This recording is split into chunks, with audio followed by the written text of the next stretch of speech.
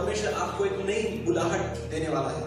वो बुलाहट है उसके हृदय के करीब, वो बुलाहट है कि आप परमेश्वर का बोझ अपने कंधों पर लेकर चलें। इसलिए आज हम बात करें प्रार्थना की सेवकाई की।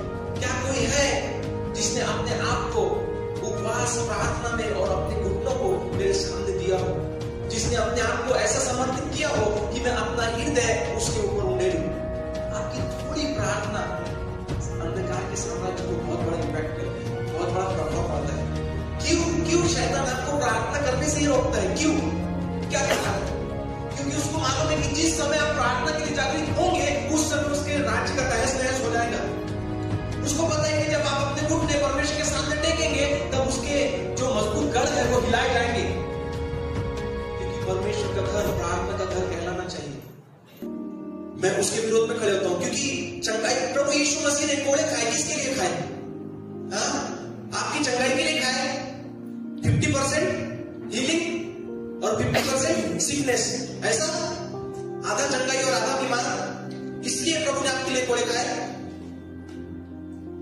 क्या लिखा है परमेश्वर के वचन में? हम पढ़ते हमेशा, यीशु मसीह के कोड़े खाने से तुम चंगे हो। टेक द अथॉरिटी, अधिकार लो। बोलो प्रभु यीशु के नाम में मैं इस दर्द को धमकाता हूं, मेरे शरीर को छोड़कर निकल जा, मैं चंगाई को ग्रहण करता हूं, चंगाई मेरी है। You will see the miracle of God in your life. आप अपने जीवन में परमेश्वर के चमत्कार को देखेंगे। मेरे प्रियो, मैं फिर कहता हूं कि आप जागृत हो जाए, जाग जाए, आत्मा में आप प्रबल हो, बलवान बनो। अपने चंगाई के लिए नहीं आप खड़े रह सकते। आप अपने देश के लिए, अपने शहर के लिए, अपने लोगों के लिए क्या करोगे? आप क्या करोगे परमेश्वर के राज्य के लिए?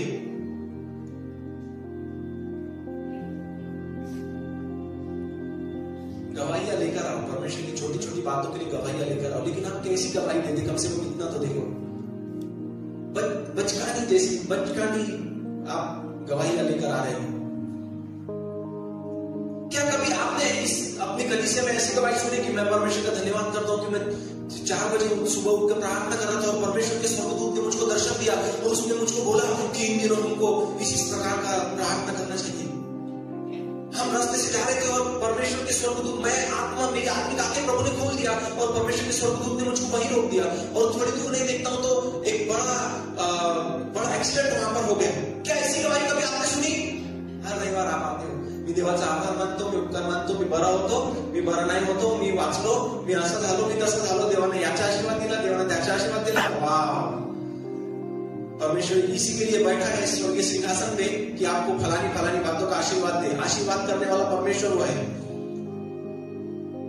इसीलिए हम ये जो इतिहास है उसको नहीं देख पाते अपने जीवन में। आपकी इच्छा तो बहुत है पर आप नहीं देख सकते, क्योंकि आपके अंदर वो आग नहीं है, क्योंकि आपके मन की आंखें आपने ज्योतिर्मय नहीं की, क्योंकि आप चाहते ही नहीं हो उसकी सुनना, आप चाहते ही नहीं उसके पीछे चलना। You just want something from him. आपको बस उससे कुछ चाहिए, उसके लिए जीना आपको नहीं है। कलीसिया है, प्रार्थना के लिए जागृत हो जाए। एस्तर की कहानी आप देखो, मैं जानबूझकर मैं आपको कहानी रूप में बता रहा क्योंकि मैं बहुत ज्यादा टाइम नहीं लेना चाहता। जब हामान नाम का एक व्यक्ति जो राजा का प्रमुख था, उसने एक यहूदी जिसका नाम था मोर्दकै, जो प्रभु का बेटा था, और एस्तर जो यहूदी जाति से थी, उसकी भतीजी वो थी। तो हामान ने मोर्दकै को नाश करने का एक प्लान बनाया था। उसकी पूरी यहूदी जाति को, परमेश्वर के लोगों को नाश करने का उसने प्लान बनाया था। क्यों?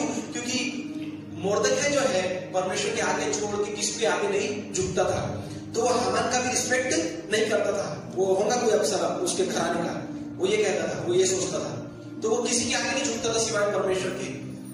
उसने परमेश्वर को अपने जीवन में प्रथम स्थान दिया। तो जब उसने पहला फुसला के राजा के द्वारा ये फरमान निकाला कि यहूदी जाति को हमारे बीच में से नष्ट किया जाए, ये बात जब मोर्दकै को पता चली, सारे यहूदियों को पता चली, उसने पत्रियां जो है सब जगह भेजी और एक पत्री महल के अंदर एस्तर को भी दी गई क्योंकि उसको रानी बनाने के लिए भेजा गया था। तो एस्तर रानी ने उससे कहा कि मेरे लिए 3 दिन की उपवास प्रार्थना ठहराओ, 3 दिन की उपवास प्रार्थना करो, मैं भी अपनी सहेलियों समेत इसी रीति से उपवास करूंगी। कोई बुजुर्ग, कोई बच्चा, कोई जानवर, कोई कुछ खाए ना कोई कुछ पिए, और मैं भी अपनी सहेलियों के साथ इसी रीति से उपवास करूंगी। और तीसरे दिन वो राजा के सामने जाती है उसके नियम के विरुद्ध में। और हम जानते हैं कि उस समय के ऐसे नियम थे, अगर राजा, उसके हाथ में जो राजदंड होता था वो उसके आगे ना करे तो व्यक्ति मार डाला जाता था। तो एस्तर रानी ने अपने प्राण की कुछ चिंता नहीं की और वो राजा के सामने चले गई। और राजा के सामने जब वो गई तो परमेश्वर ने कृपा किया और राजा ने उसके आगे राजदंड किया। और सारा प्लान जो है उसका वहां से शुरू होता है। वो उपवास प्रार्थना का तीसरा दिन था। यहाँ पर इजरायली 3 दिन से बिना खाए पिए उपवास कर रहे थे, परमेश्वर के पास रो रहे थे। आपको पता है क्या हुआ? उस तीसरे दिन के खत्म होते ही जब चौथा दिन लगा, जब इनके उपवास खत्म हो गए और हामान ने पूरी तैयारी कर लिया था कि कैसे खंबा बनाएंगे हम, सूली सलीब के समान, जिसमें मोर्देखाई को हम लटका देंगे और वो यहूदियों का लीडर होके और सारी यहूदी जाति को फिर हम खत्म करेंगे। उस प्रकार की योजना उसने बनाई थी। उस रात राजा को नींद नहीं आई। किसके लिए नहीं आई नींद? क्यों उसको नींद नहीं आई? आपको पता है? वो उन लोगों की प्रार्थनाओं के द्वारा परमेश्वर ने उसको बेचैन कर दिया। परमेश्वर का आत्मा उस राजा को गाइड कर रहा है कि क्या करना चाहिए। देखो, जब उसकी नींद हराम हुई, उसको नींद नहीं आ रही थी रात के, उसने म्यूजिशियन को नहीं बुलाया, उसने नाच गवैये को नहीं बुलाया, उसने कोई स्त्री को नहीं बुलाया कि उसका मन बहलाए, उसने व्यभिचार के लिए अपने आप को नहीं दिया। परमेश्वर का आत्मा उसके मन को घायल कर रहा, उसको गाइड कर रहा है कि इतिहास की पुस्तक मंगाई जाए। और उसने आज्ञा दी इतिहास की पुस्तक मंगाई जाए और उसको पढ़कर सुनाई जाए। जब इतिहास की पुस्तक उसने पढ़ा तो उसको पता चला कि मोर्देखाई ने राजा की एक बार प्राण बचाए हैं और उसके लिए उसकी कुछ भी भलाई नहीं की गई। तो हामान इतने में अंदर आता है और राजा से हामान से पूछता है कि अगर राजा किसी की प्रतिष्ठा करना चाहे तो क्या करना चाहिए? तो ये घमंडी व्यक्ति, देखो दुष्टात्मा से कैसा भरा था। आप जब पढ़ोगे एस्तर की कहानी, आप हामान का चरित्र पढ़ोगे तो उसमें कैसे दुष्टात्मा काम करती थी, तो आप देखोगे। वो घमंडी, वो खुद के बारे में सोच रहा है कि राजा मुझको छोड़ के और किसको प्रतिष्ठा देना चाहेगा। तो उसने सोचा कि वो मेरे बारे में होगा। उसने सोचा कि राजा के कपड़े उसको पहनाए जाए, राजा का घोड़े पे चढ़ाकर उसको बिठाया जाए और पूरे शहर में, पूरे राज्य में घुमाया जाए कि भाई राजा जिसकी वाहवाही करना चाहता है वो इस रीति से होगी। तो उसने बोला कि जो कुछ भी तूने बोला चलो, और मोर्देखाई के लिए ये सब कुछ कर।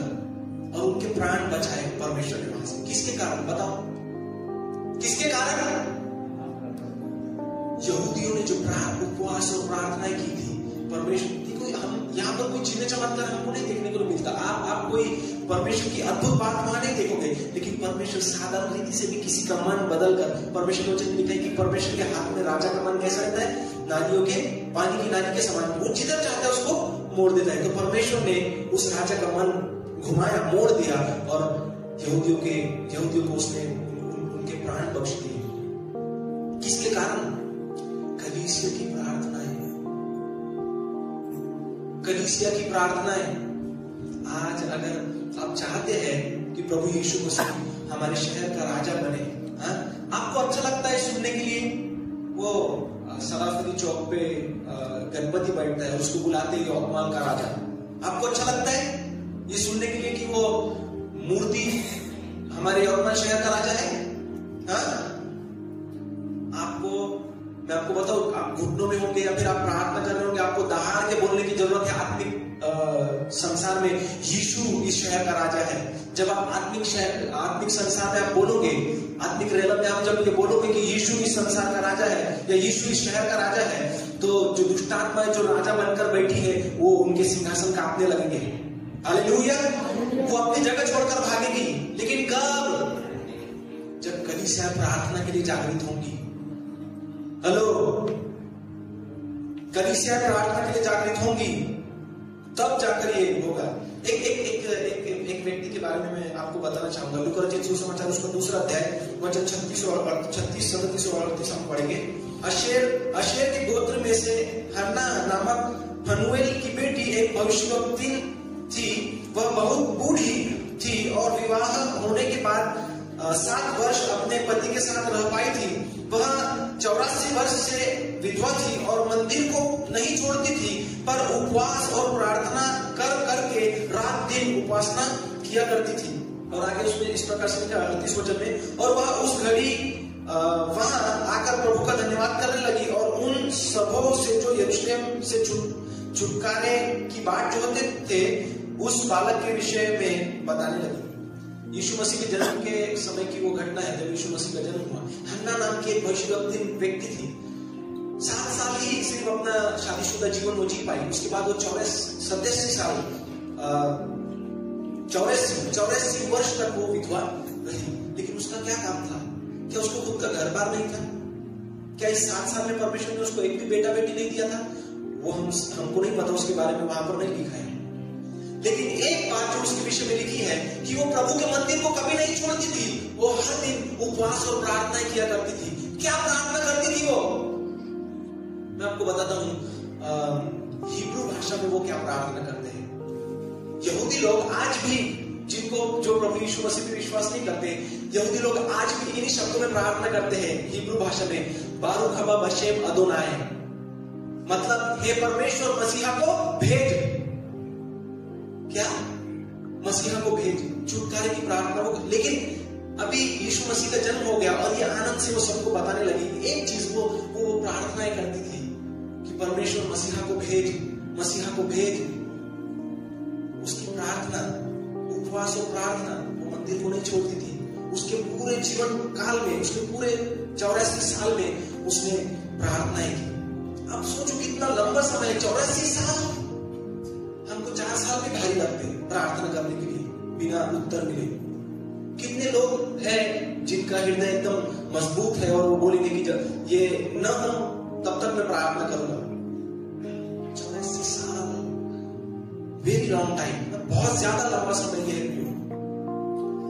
मुझको बताओ, जब पतरस को बंदी बनाया राजा हेरोदेस ने, उसने याकूब को मरवा डाला। अब सीखो, आप ध्यान दो कि कैसे दुष्टात्मा काम करती है। उस राजा के मन को दुष्टात्माओं ने उभारा और उसने क्या किया?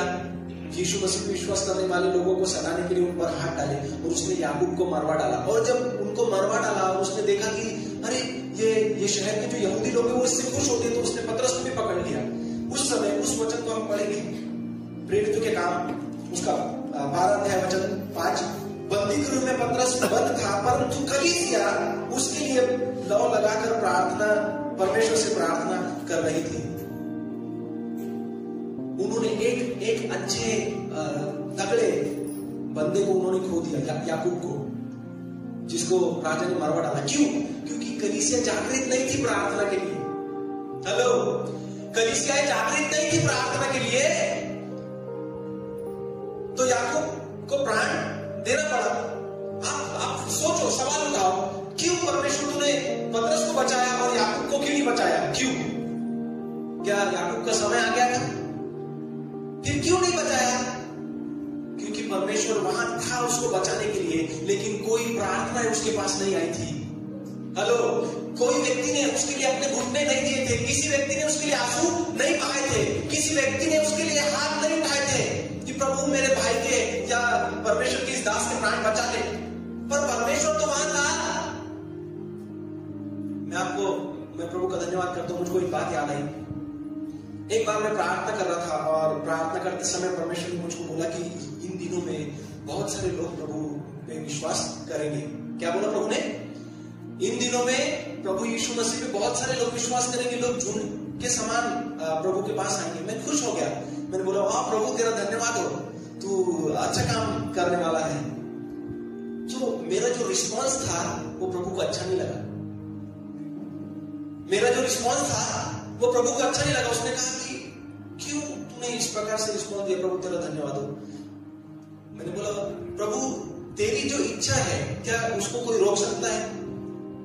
परमेश्वर की इच्छा को कभी कोई नहीं रोक सकता, वो पूरी होगी।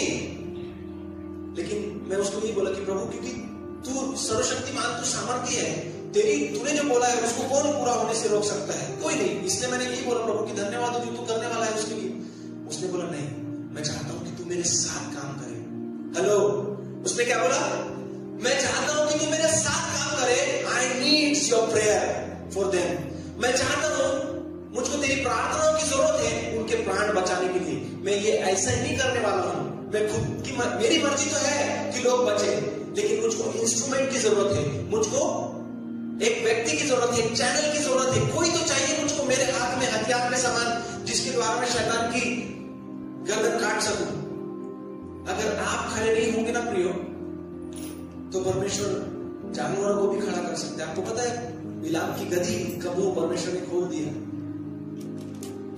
हेलो, अगर आप परमेश्वर के लिए नहीं खड़े हो सकते तो फिर आप गधे से भी बदतर हैं। सॉरी, अगर मानवीय तौर पर मेरी ये बातें आपको बुरी लग रही होगी तो मैं माफी मांगता हूं, लेकिन मैं ये बात फिर बोलूंगा कि अगर आप अभी भी इस ऐसे समय में जब प्रभु यीशु मसीह आपको बुलाहट दे रहा है, जब प्रभु यीशु मसीह आपसे आशा लगाए बैठा है, जब प्रभु यीशु मसीह अपना बोझ, अपनी सेवकाई आपके हाथों में सौंपने वाला है, और आप अगर सामने नहीं आते, आप अगर उसके जुड़े को अपने ऊपर नहीं लेते, तो आप उस गधे से भी बदतर हैं जिसकी परमेश्वर ने आत्मिक आंखों को खोल दिया, जिसके मुंह को खोल दिया और उसके स्वर्गदूत को देखकर बिलाम से बातें की। हेलो, आपको शायद हंसी आ रही होगी, लेकिन परमेश्वर के साथ गंभीर हो जाओ। आप घर जाके सोचो या यहां पर नाश्ता करते समय सोचो, क्या मेरे घर में प्रार्थना की वेदी सही सलामत है कि मेरी प्रार्थना की वेदी गिरी पड़ी है? क्या हमारी कलीसिया में प्रार्थना की वेदी बनी पड़ी है, मजबूत है, या फिर वो गिरी पड़ी है? क्या हमारे शहर में दूसरे चर्चों में देखो कितने लोग प्रार्थना के लिए एक जगह एकजुट होते हैं?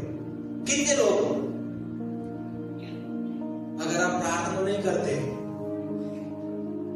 तो ना तो आप अपने आप को बचा सकते, ना आपके परिवार को, ना आपके बेटे बेटियों को, ना अपनी समाज को, ना कलीसिया में किसी एक के भी प्राण को आप नहीं बचा सकते, ना इस शहर को, ना इस राष्ट्र को, ना इस देश को। कुछ नहीं कर सकते आप, और सारा दोष आप प्रभु यीशु मसीह पे डालोगे। तू तो राजाओं का राजा है, तेरे हाथ में तो सब कुछ है, तेरे हाथ में सामर्थ है, तू जीवन देने वाला, तू मृत्यु देने वाला है, तूने क्यों नहीं बचाया? अरे तूने प्रार्थना ही नहीं किया बेटा, मैं कैसे बचाऊंगा? मैंने तुझको ये शरीर, ये जो बॉडी है इसलिए दी है कि तेरे द्वारा मैं यहां पर चलन कर सकूं। ये संसार शारीरिक संसार है और हमारा प्रभु आत्मा है। हेलो, और अगर उसको यहां काम करना होगा तो वो कैसे करेगा? क्योंकि वो तो आत्मा है। उसको हमारे जैसे एक विश्वासी, मजबूत, तगड़े बंदे की, बेटे बेटी की जरूरत है, जो शरीर के साथ खड़ा हो और बोले कि परमेश्वर, मैं अपने शरीर की सारी अभिलाषाओं को खत्म करके, अपने आप को मार के प्रभु तेरे बोझ उठाने के लिए तैयार हूं। तू जो बुलाहट दे रहा है उसको आज मैं ग्रहण करने के लिए तैयार हूं। वो बोलेगा धन्यवाद भले विश्वासियों के बेटे बेटी, दास दासी, तू थोड़े में विश्वासियों दे रहा है। तेरे को पूरे देश का बोझ नहीं दे रहा, मैं अपने शहर के लिए, अपनी समाज के लिए खड़ा हो, अपने परिवार, अपने खानदान के लिए खड़ा हो।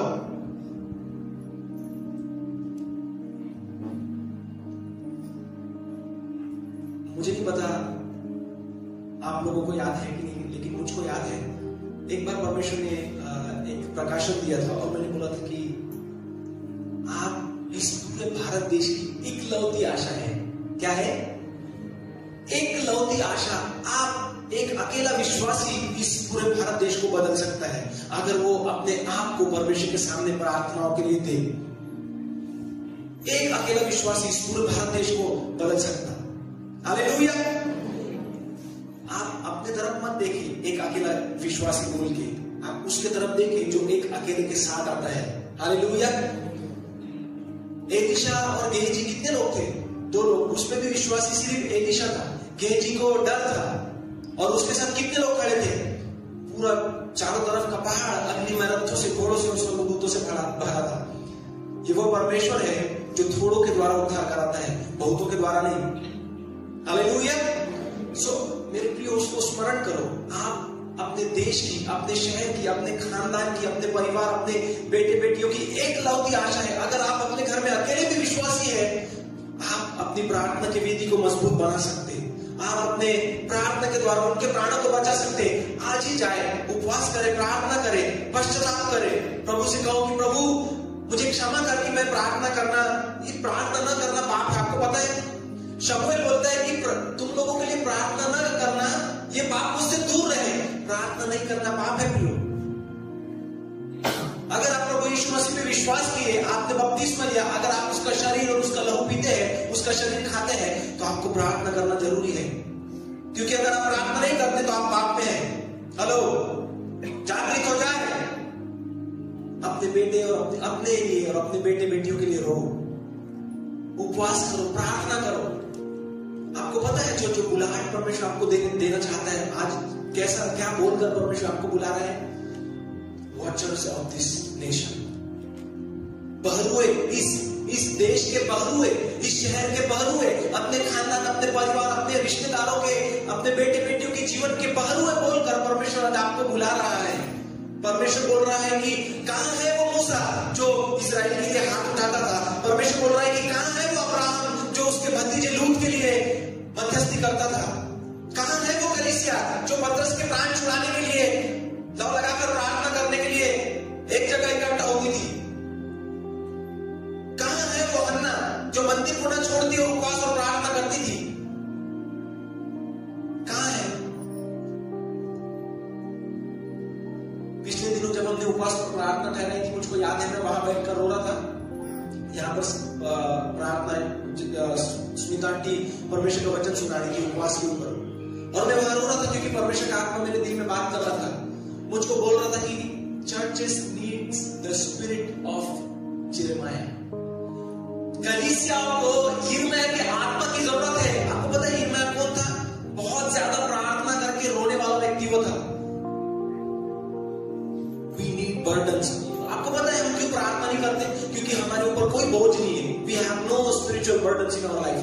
हमारे जीवन में, हमारे आत्मा में, हमारे हृदय में किसी के प्रति बोझ नहीं है। हमने बोझ खो दिया।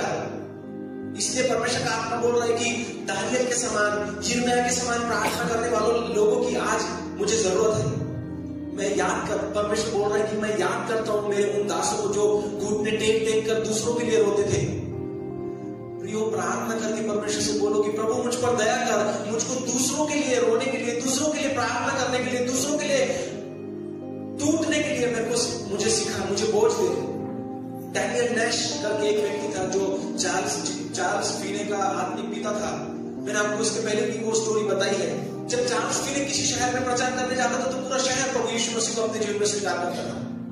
कितना महिमा भरा ये सुंदर गवाही है। पूरा शहर एक सुसमाचार से। क्या कारण था? 6 दिन पहले दानियल नैश उस शहर में जाके एक होटल बुक करता था। पूरे 6 दिन में वो वहां घूमने और वहां का खाना खाने के लिए नहीं जाता था। पूरे 6 दिन अपने कमरे में, उस होटल के कमरे में बंद रहता था। कोई खाने का ऑर्डर नहीं, कोई दूसरा ऑर्डर नहीं, न खाते हुए न पीते हुए उपवास और प्रार्थना। प्रभु जब चार्ल्स फीने इस शहर पर आए तो तू ऐसा काम करना, तू ऐसा काम करना, हाँ, लोगों के मनों को तू खोल प्रभु। मैं यीशु मसीह के नाम से उस दुष्ट के विरोध में खड़े होता हूँ। इस शहर के जो प्रिंसिपालिटीज है, जो रूलर्स है, अंधकार की आत्मिक सेना जो है, उनके जो प्रधान है, उनके विरोध में मैं खड़े होता हूँ। उनकी अंधकार की शक्तियों को प्रभु में बांधता हूँ। 6 दिन तक लगातार प्रार्थना चलती थी। एक व्यक्ति पूरे शहर को जीतने का कारण होता था। आज परमेश्वर बोल रहा है कि कहां है मेरा डैनियल नैश जो शहर के लिए रोए, जो शहर के लिए प्रार्थना करे, जो मेरा बोझ उठाने को तैयार हो। मेरे प्रियो, ये परमेश्वर का वचन आपको सिर्फ यहाँ अच्छा लगने के लिए, यहाँ अच्छा लगने के लिए नहीं है। बाप रे, आज क्या बोले गुलशन दादा ने, और बहुत जम के रट्टे में ना। परमेश्वर की तारीफ करो कि प्रभु भला है तू जो आज मुझको जागृत कर दिया, क्योंकि मैं पाप में था, मैं प्रार्थना करने के कारण पाप में था, और आज तूने मेरी आत्मिक आंखों को खोला है, मेरे मन की आंखों को ज्योतिर्मय किया है। प्रभु मुझे सामर्थ दे, मुझे बल दे कि मैं प्रार्थना कर सकूं। मैं आपको बताऊं, दुष्ट आत्माएं इतनी सामर्थ्य, इतनी प्रभावी है। मैं दुष्ट आत्माओं की, शैतान के साम्राज्य की, उसके चेहरे चपाटी की तारीफ नहीं कर रहा हूं। ये लिटरली ये फैक्ट है। एक विश्वासी के जीवन को बहकाने या फिर उस विश्वासी को खा जाने की सामर्थ्य वो अंधकार की शक्तियों के पास है। इसलिए पौलुस हमको परमेश्वर के वचन में बोलता है कि शैतान इसी ताक में रहता है कि कब किसको फाड़ खाए। और अगर आप अपने जीवन के लिए, अपने परिवार के लिए, अपने समाज के लिए, अपने कलीसिया के लिए, अपने शहर के लिए जागृत नहीं है, आप कोई किसी काम के लिए परमेश्वर के राज के। आप हर रविवार चर्च आओ, हर रविवार आराधना करो, हर रविवार दान दो, हर रविवार जब कभी आपको लगता है आप गवाही दो, आप त्योहारों में शामिल हो, खाना खाओ, आशीर्वाद पाओ, घर जाओ, कोई काम नहीं आपसे। ऐसी कमजोर कलीसिया परमेश्वर को नहीं चाहिए। एक पास्टर को परमेश्वर ने दर्शन दिया, मुझको मैंने वो वीडियो से शेयर किया था और मैंने वो देखा। परमेश्वर की उस दास ने कहा, उस पास्टर ने कहा कि मैं एक शहर जाने वाला था मीटिंग के लिए, और मीटिंग के पहले मैं प्रार्थना कर रहा था और परमेश्वर ने मुझको 3 व्यक्ति दिखाए।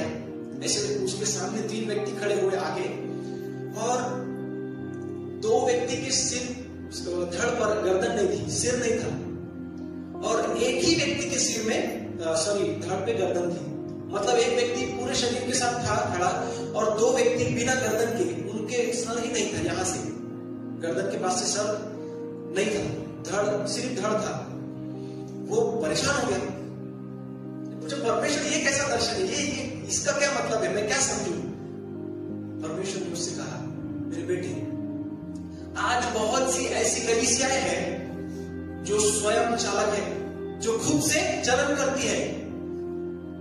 मैं जो कलीसिया का मस्तक हूं, मैं उनके ऊपर नहीं हूं, मैं उनके ऊपर प्रभु नहीं हूं, या मेरी प्रभुता उनके ऊपर नहीं है। इसलिए जो तूने बिना सर की कलीसिया, जो व्यक्ति देखा है, वो कलीसिया है जो स्वयं चालक है। और जिस व्यक्ति के सर पर तूने गर्दन देखी, ये वो कलीसिया है जिसका स्वामी, जिसका प्रभु, जिसका मालिक मैं हूं, जिसका चलन मैं करता हूं। आप ठहराओ, हमारी कलीसिया, क्या प्रभु यीशु मसीह का स्वामित्व, उसका प्रभुता हमारे कलीसिया में है? क्या हम बिना सर की कलीसिया है, या प्रभु जो हमारा मस्तक है, यीशु मसीह जो हमारा स्वामी है, वो हमारे ऊपर है? या फिर हम सिर्फ गर्दन के पास से ही जी रहे? हेलो मेरे प्रियो, प्रार्थना के लिए जागृत हो जाओ, प्रार्थना के लिए जागृत हो जाओ। आपको बताओ कि इस पूरी परिस्थिति है, बहुत सारे क्रिश्चियन जो जवान हैं नशे के बंधन में पड़े हैं। किस कारण से? Their mom and dad sleeping spiritually. उनके मम्मी पापा आत्मिक रीति से सो रहे हैं। उनके लीडर्स जो पास्टर्स हैं, जो कलीसिया के लोग हैं, जो आत्मिक जो लोग हैं कलीसिया के, जिनको बुजुर्ग माना जाता है कलीसिया में, वो लोग सो रहे हैं आत्मिक रीति से, और वो प्रार्थना नहीं कर रहे। मैं जो आपके सामने खड़ा हूं, मैं ये बात ऐसे नहीं बोल रहा, क्योंकि 2024 शुरू हो इससे पहले मैंने आपको पहले भी बताया, मेरा प्लान मैंने करके रखा था और उसी के अनुसार मैं जा रहा हूं। और मैं शुक्र करता हूं, परमेश्वर का आत्मा मुझे गाइड कर रहा है। मैं और नए और कुछ भाइयों के साथ में मिलकर हम लोग शहर के लिए हर हफ्ते हम प्रार्थना करते हैं। हर हफ्ते हम शहर के लिए उपवास प्रार्थना करते हैं। हर हफ्ते हम जाकर शहर के सामान दहाड़ते और अंधकार के साम्राज्य की शक्तियों को ललकारते, उनको तहस नहस करते, दुष्ट आत्माओं को बांधते, उनको खदेड़ते, उनको खत्म करते, उनके अधिकार को, मर्डर की आत्मा को, रेप की आत्मा को, एक्सीडेंट की आत्मा को, सुसाइड करने वाली आत्मा को, ऐसी सारे अंधकार की शक्तियों को हम बांध रहे। कलीसियाओं के लिए हम प्रार्थना कर रहे कि प्रभु तू उनको जागृत कर, उनको उठा। मैं ऐसे ही आपके सामने खड़ा हूं कि प्रभु ने मेरे मन में डाला और मैं नींद से उठकर आपके सामने आ गया। नहीं, I am doing this thing in my life. मैं खुद अपने जीवन में वो कर रहा हूं। और यही नहीं, परमेश्वर ने इसके द्वारा हमारे यवतमाल क्रिश्चियन यूथ का जो ग्रुप है YCY, जिसका नाम है YCY के नाम से जो जानते हैं, मैंने उस ग्रुप में भी मैसेज डाला और उनको भी मैं प्रार्थना के लिए खड़ा कर रहा हूं, उनको तैयार कर रहा हूं। तो सारी महिमा परमेश्वर को मिले कि परमेश्वर इन दिनों लोगों को जागृत कर रहे हैं। सो आप भी जागृत हो जाए, एक चर्च के तौर पर, एक कलीसिया के नाते आप भी जागृत हो जाए। जब ग्रुप पर मैसेज डाला जाता है कि आज आपल्या मंडळीची उपवास और प्रार्थना होना है, तब आप उपवास करके प्रार्थना के लिए आओ। इसलिए मत आओ कि मेरे फलाने के लिए प्रार्थना करो, मेरे ढिंगे के लिए प्रार्थना करो, वो तो हर दिन आपके लिए होंगी। आप इसलिए आओ कि प्रभु मेरा शहर, मेरा देश, मेरा राष्ट्र बचाया जाए। ये जो सिस्टम है, जो गवर्नमेंट है, उसके पीछे काम करने वाली अंधकार की साम्राज्य की जो शक्तियां हैं, उसको खदेड़ने के लिए आप आओ। आप बकरी के मेमने के समान मत आओ, तो यीशु मसीह के हम बच्चे हैं। आप शेर के समान आओ। हालेलुया। क्योंकि हमारा प्रभु यीशु मसीह यहूदा का बब्बर शेर है और हम उससे पैदा हुए, हम बकरी के या मेमने के बच्चे। क्या ऐसा होगा? अगर शेर है तो हम भी शेर हैं। हालेलुया। आइए हम सब खड़े हो जाएं, हम पश्चाताप करेंगे, प्रार्थना करेंगे परमेश्वर से, प्रभु से प्रार्थना करेंगे, परमेश्वर के पास जाएंगे, हम उसके पैर को पकड़ेंगे, उसके सिंहासन के पास हम जाएंगे। सभी लोग प्रार्थना करेंगे, सभी लोग प्रार्थना करें, परमेश्वर से कहें प्रभु मुझे क्षमा कर कि मैं प्रार्थना के लिए जागृत नहीं था। प्रभु मुझे क्षमा करे, कलीसिया के नाते मैं जागृत नहीं रहा, मैं कलीसिया के साथ जो मेरा भाग है, जो प्रार्थना का भाग है वो मैंने नहीं दिया। प्रभु मुझको क्षमा कर। प्रार्थना कीजिए, सभी लोग मिलकर प्रार्थना करें, बड़े शब्दों से प्रार्थना करें। Thank you Jesus, thank you Holi spirit, hallelujah, thank you Jesus Christ, thank you Lord Jesus. परमेश्वर पिता हमारे अपराध की तुम क्षमा कर प्रभु। एक कलीसिया के नाते परमेश्वर हमने प्रभु अपने काम को, अपनी सेवकाई को पूरा नहीं किया प्रभु, उसके लिए हमें तुम क्षमा कर परमेश्वर पिता। हमारी कलीसिया को परमेश्वर पिता तुम क्षमा कर प्रभु जी। ओ परमेश्वर तुम दया कर खुदा, दया कर प्रभु। परमेश्वर पिता हमें क्षमा कर प्रभु। धन्यवाद करते हैं कि तुमने आज हमें जागृत किया है खुदा। प्रभु आज हमें अपने पवित्र आत्मा की आग से तू भर दे प्रभु। जो बोझ परमेश्वर पिता जिसकी हमें जरूरत है, उस बोझ को प्रभु जी जिसको हमने खो दिया प्रभु, आज उस बोझ को पवित्र आत्मा की उस आग को प्रभु हमारे हृदय में, हमारी कलीसिया में परमेश्वर पिता तू रिस्टोर कर प्रभु जी। सभी लोग प्रार्थना करें। फिर से वो आग बरसा, फिर से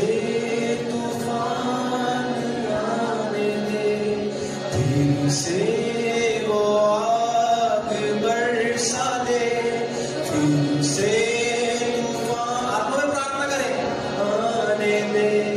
तेरी महिमा से, तेरे सामर्थ्य से, फिर से तू अभिषेक कर दे।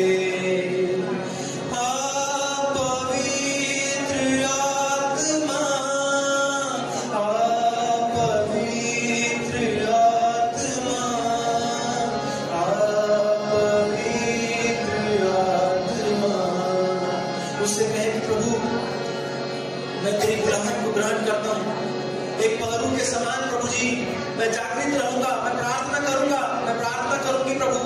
एक कलीसिया के नाते, एक कलीसिया के साथ होकर प्रभु जी मैं प्रार्थना करूंगा, मैं प्रार्थना करूंगी प्रभु।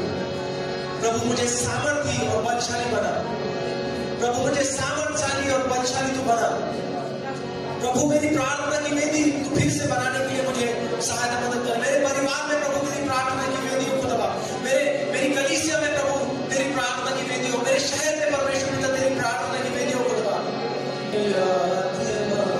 आत्मा में प्रार्थना करें, अन्य भाषा में प्रार्थना करें। बहने दे उस हवा को झूले जो हर एक दिल को, प्रभु हर एक के हृदय में तेरा ज्योति, तेरा प्रकाश चमके खुदा। तेरा दर्शन हमें मिले, करते हैं प्रार्थना तुझसे। हर एक के निर्मल घुटनों को तू मजबूत कर खुदा, थरथराते हुए हाथों को खुदा तू मजबूत कर। इनके जीवन में, इनके परिवार में प्रभु तेरी प्रार्थना की वेदी तो बना परमेश्वर पिता। हम प्रार्थना करते परमेश्वर यीशु मसीह के नाम से दया की आदतें करते खुदा। हमारी कलीसिया की प्रार्थना की वेदी तू फिर से स्थापित कर प्रभु। हम पर दया कर परमेश्वर पिता। प्रभु यीशु मसीह के सामर्थ्य नाम में खुदा हमारा जीवन प्रार्थनामय जीवन बन जाए, हमारा जीवन प्रार्थना की वेदी बन जाए परमेश्वर पिता। और प्रभु आज हम तेरे पल के रूप में परमेश्वर पिता बुलाया गया प्रभु। इस बुलाहट को पूरी करने का सामर्थ्य बल तू हमें प्रदान कर प्रभु। परमेश्वर पिता हमारे जीवन को प्रभु अपने सिंहासन के सामने तू पुनः स्थापित कर परमेश्वर। प्रभु यीशु मसीह के सामर्थ्य नाम में पिता, प्रभु इस कलीसिया को तेरे हाथों में सौंप देता। आत्मा बड़ी सामर्थ्य के साथ, प्रबलता के साथ प्रभु जी हमारे जीवन में काम करे खुदा। सारी महिमा सारा आदर तुझको देते हैं बाप। तेरी इच्छा हमारे जीवन में पूरी हो पिता, यीशु मसीह के नाम से मांगते हैं, आमीन आमीन।